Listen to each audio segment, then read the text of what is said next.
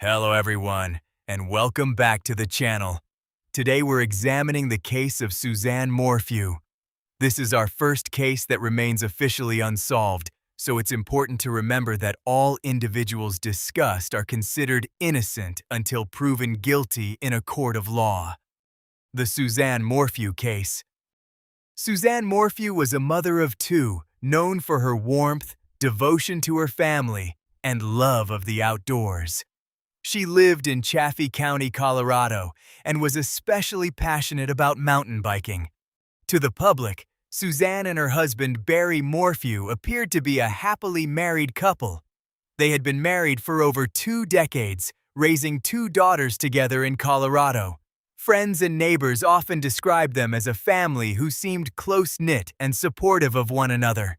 Barry worked in landscaping and construction, often taking jobs that required him to travel, while Suzanne dedicated much of her time to raising their children and maintaining their home. She was also known for her love of fitness and the outdoors, which became a central part of her lifestyle.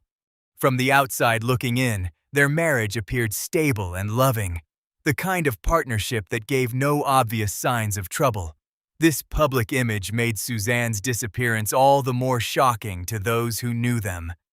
Suzanne's mysterious disappearance. Mother's Day, May 10, 2020, began like any other Sunday in Maysville, Colorado.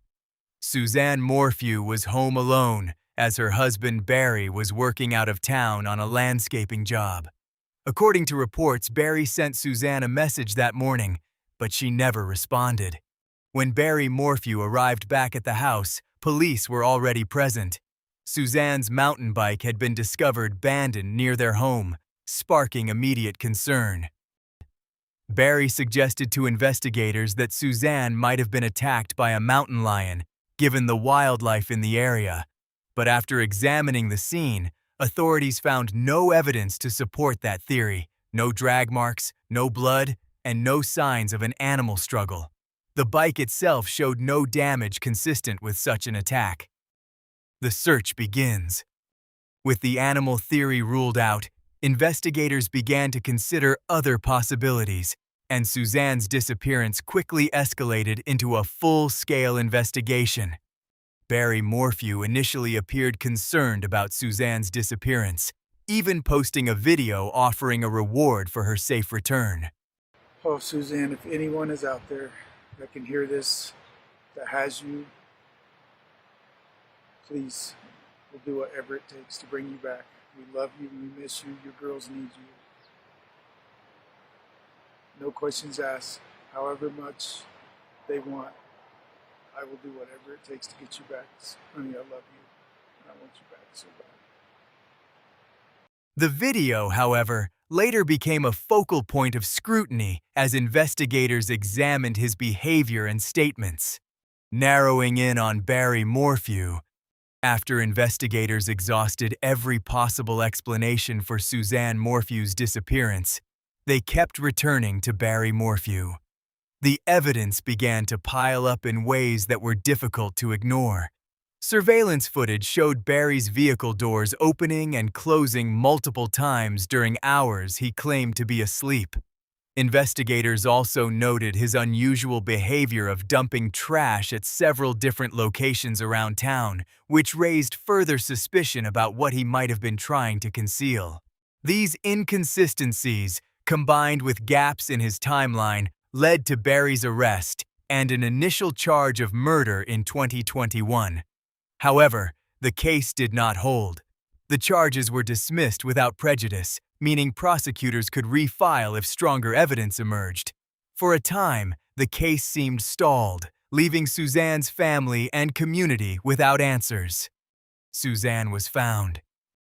After years of searching, investigators finally discovered Suzanne Morphew's remains in a shallow grave nearly 40 miles from her home.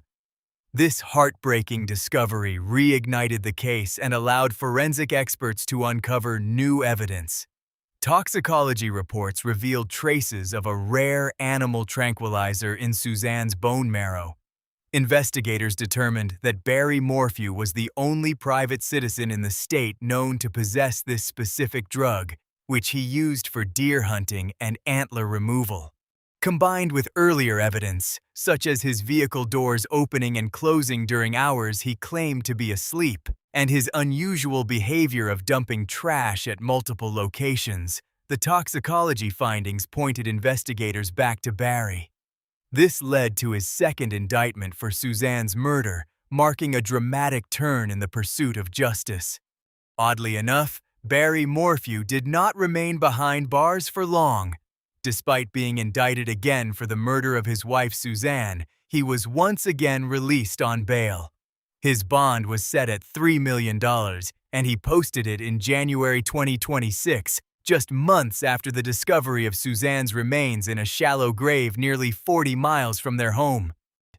Barry Morphew's release on bail sparked widespread reaction, especially given the troubling evidence investigators had already uncovered.